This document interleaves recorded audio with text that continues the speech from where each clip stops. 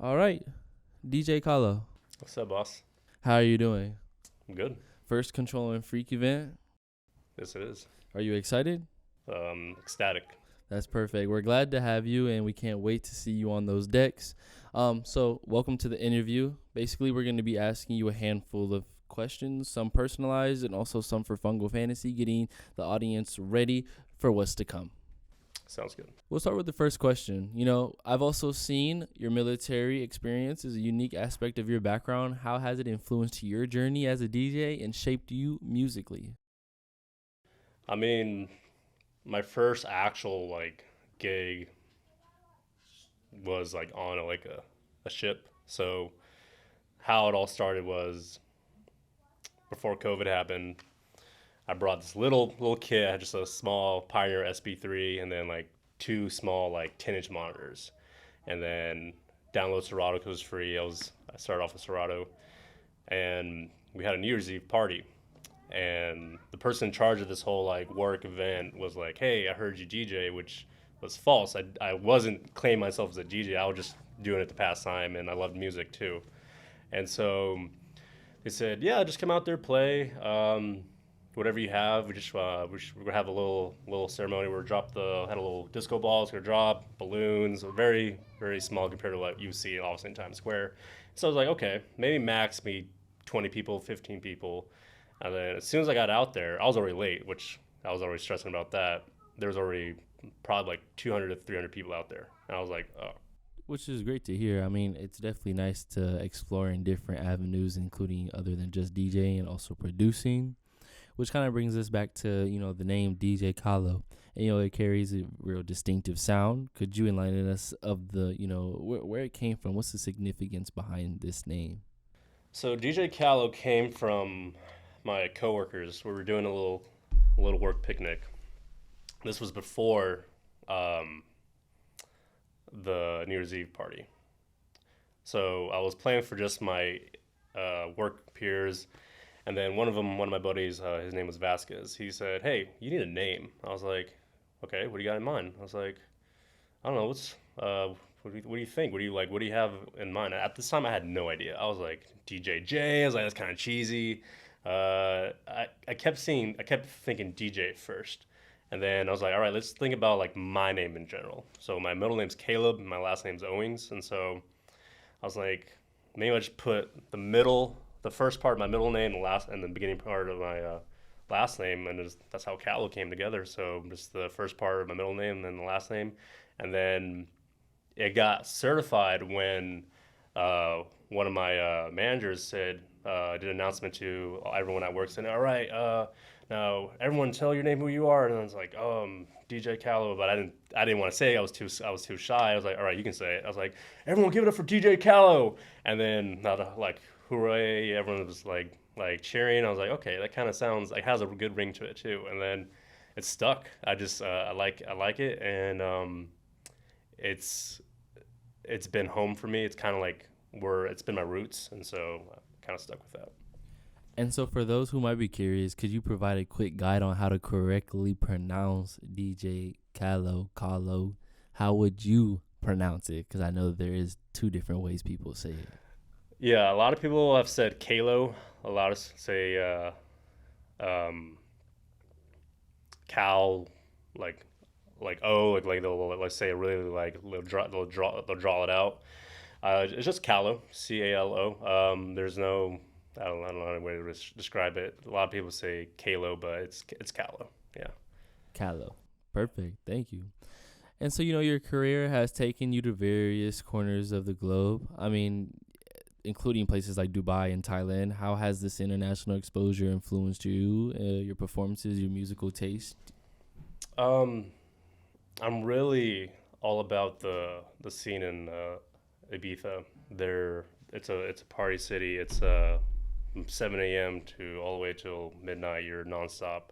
I really want to try to influence that culture in my music. I'm also very moved and just by just finding each sound from each country. Every country has its own sound. You have the UK underground. You have the hi hats in Spain. You have You have the bongos down in South America. It's very beautiful to see how music brings everyone together, and that's kind of one of the things I always live by. Is music does bring everyone together in a time where a lot of stuff's going on in today's society. But no matter what, music speaks to everyone, and so me progressing in my career, me learning my sound, I definitely want to take aspects from other countries and bring it into. And also, every time I get to travel, especially now since I've taken this music career seriously, I want to find places where I can just do pop ups, and that's I have some things in the work for next year where I want to do some shows overseas. A couple things not official yet, but definitely that's a driving aspect I want to do. I want to be obviously known worldwide, but like I just want to play just to play, and then see if my music translates to everyone, which hopefully it does.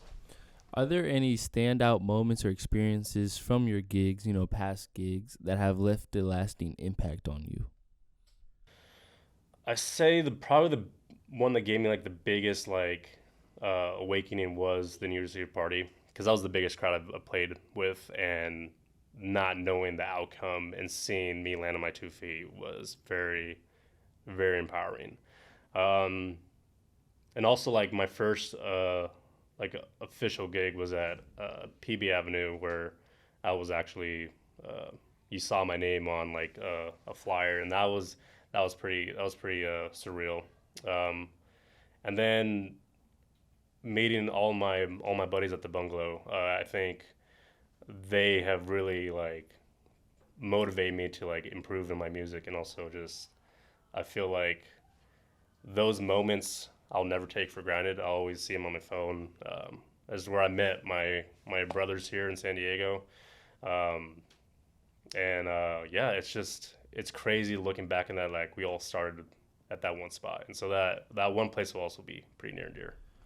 And a lot of people do talk about this beach bungalow. Can you just give a little bit of brief detail on what this is? What does it mean to you? And then what does it really mean to, I guess you can say, the San Diego community as DJs? I mean, a good handful of people have kind of came out of there, or even like, met ties through there. So I feel like it does play a very important role in, I guess you can say, the local San Diego history of DJs. Yeah, the PB Hostel is very I want to say it's very underrated. I think PB in general, like there's music activists everywhere. There's people really drawn in who love all sorts of genres. Every time I go there too, I always meet someone who has a different sound too. It's not just me and my buddies playing the same set. Like we'll always meet people in the crowd that want to play. We always invite and we always welcome other new type of DJs. It's just a judgment-free place where you can play whatever you want, and I think those places are very critical for up and coming DJs to get in front of a crowd, get in front of people you don't know, and just have that experience. Like, yeah, I played in front of a crowd. I didn't know how it was gonna go, but also too, it's a community where like it's very supportive. It's a very for a lot of DJs out in San Diego really have gotten their that's how they got their foot in the door too, because we use that all as a benchmark too, and then everyone that's came from there just succeeded tremendously, doing very well at Bloom, Avenue, Nova, PB, Mavericks. Like it's just like we've been taking over the whole San Diego community, which is very humbling to be a part of that group. Like say, hey, yeah, I was part of this group that came from the hostel. So, And then can you actually just name off that group for the people that were curious? so we have Seth Parker, we have Chakra, we have Stefan Funk, we have Jay, we have my buddy Bobby O, we have the one and only great Damien Shane, and so and also we have a handful of people. I know I'm missing names too that haven't been I've been there, that just it's those have kind of been the core, and also we have um, uh, Honey Smoke, the one and only DJ Honey Smoke, and I have to give him a huge shout out. I'm doing that now, but DJ Honey Smoke has really like opened arms to this community to me, and he's the only reason why I know everyone I do now. And so I love him to death, Matthew. Whenever you hear this, love you, bro. Thank you for opening the doors for me too, because if I would have never met him, I would have never met all these amazing people in this room. So So I'm guessing that's going to be your shout out dedication. definitely one of them. Yeah. time to jump into some fungal fantasy questions. Ready? Yep. Cool. So, what inspired your choice of tracks for your fungal fantasy set? So the sound I want to bring is I want to bring some throwbacks to where people might not expect them. So songs from the 90s, song from the 80s. Obviously some Halloween themes songs too that I want people to turn their heads like and make that face like, oh, I've never expected to hear this song. And also too, when I perform, I just want to dance. I just want to have a good time, want to vibe. Like I feel that it's always how you select your songs in the beginning, but also to, like most DJs will say, you also have to read the crowd. You have to see what's the temperature of the room, and also too, you have to know time and place too. Daytime plays a huge aspect in how you play sets too. Whether it's nighttime, whether it's a sunset, whether it's at a beach. So all those aspects take part into how you make your set too. But the biggest thing I want to bring is just some familiar ones, and also to some ones where people will be like, "Man, I've not heard this song in forever," in this type of way too. And I'm guessing, is this your way to make a different and unique experience at Fungal Fantasy? Definitely, I think I want to bring a little bit of that disco aspect back to the scene, where I feel like a lot of clubs now are kind of shying away from that. Um, Growing up with Carl Cox, Slim Boy, they were really huge into that was a huge motivation of how they started their music too. I just feel like that's something that is kind of dying in today's scene in the music industry, that disco aspect, and I feel like that can open doors to a lot of different things too.